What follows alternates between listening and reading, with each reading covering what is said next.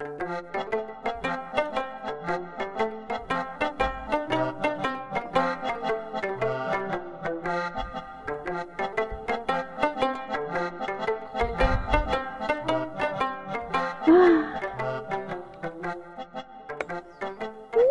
ni.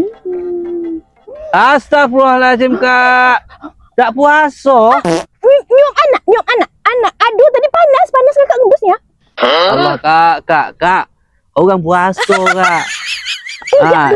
Ini depan umum nih, Kak. Kakak makan, Kak. Aduh, tadi anak akak itu tadi ya. Kejap akak cari Ya Kejap akak Allah, cari Kak. Depan umum nih. A few moments later.